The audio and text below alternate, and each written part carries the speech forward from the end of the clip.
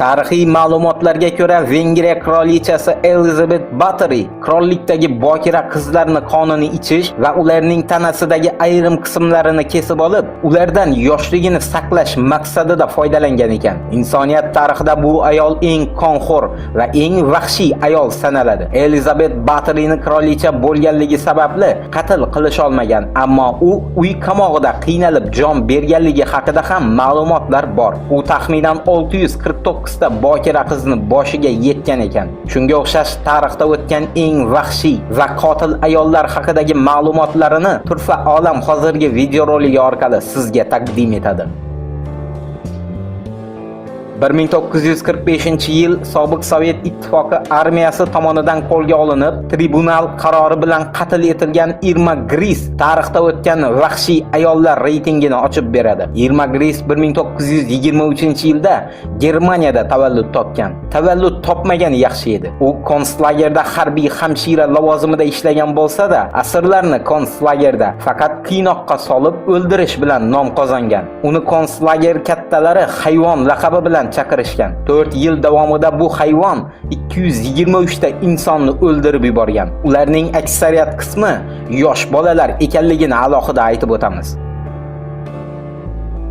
Mayra Hindley 1942-yil choyni eng sevib iste'mol qiladigan Yevropaning eng madaniyatli davlatlaridan biri Angliyada tug'ilgan. Bu ayol psixologik nosog'lom bo'lib, u asosan yosh bolalarni, aniqrog'i voyaga yetmagan bolalarni jinsiy zo'rlash bilan shug'ullangan. U o'g'irlagan hech bir bola tirik qolgan emas. Hisobidagi o'limlar soni 14 ta. Uning sherigi ham bo'lib, Ian Brady qo'lga tushgan emas va hozirda ham qidiruvda. Mayra Hindley 2002-yilda Angliya ruhiy kasalliklar saqlanadigan qamoqxona yerto'lasida vafot etganligi to'g'risida aniq ma'lumot bor.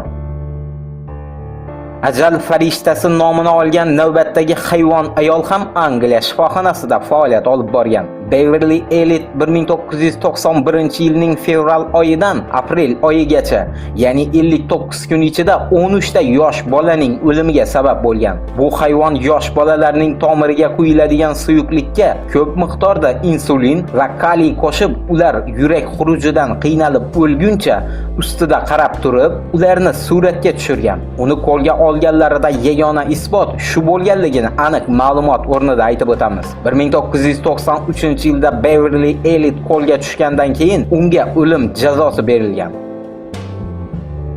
Amerika Qo'shma Shtatlari jinoyat tarixida Bell Gannes nomi alohida qizil rangga bo'yab yozilgan. Bell Gannes o'z erlarini va hatto farzandlarini va erlarining oldingi oilasidan bo'lgan farzandlarini ham o'ldirgan. U o'lgan eriga sug'urta kompaniyasi to'lagan pullar evaziga kun ko'rgan.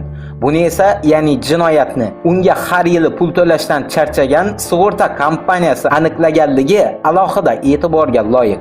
U jinoiy va qonli faoliyati davomida 40 ta insonni o'ldirgan. Bell Gannes o'lim jazosiga hukm etilgan.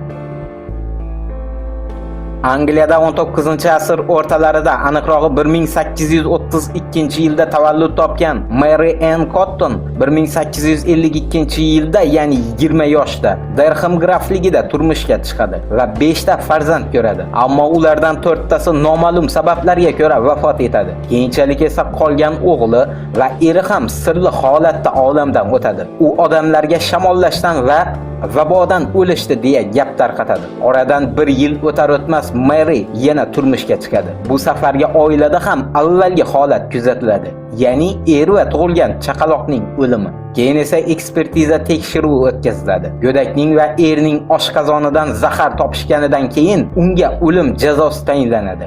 Mary Ann Cottonga sud 20 ta insonni o'ldirgan deya ayb qo'yib, uni osib o'ldiradi.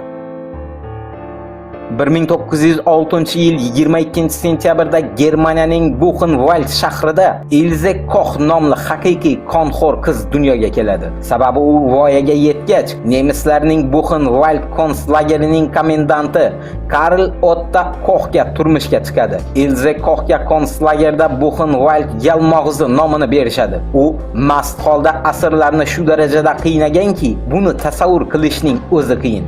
U tirik insonlarning terisini va chaqaloqlarning ko'zlarini kolleksiya qiladi. Ming afsuski, yer shunday odamlarni ham bir vaqtlar ko'targan ekan. Bu yalmog'izga tribunal o'lim jazosini tayinlagan va u qiynalmay jon bergan.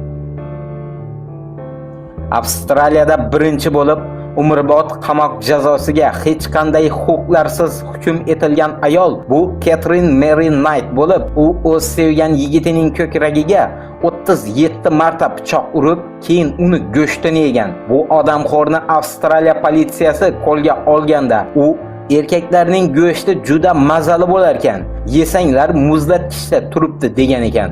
Videoga like bosishni va kanalga obuna bo'lishni unutmang. Turfa olamni kuzatishda davom eting. Qiziqarli faktlar oldinda.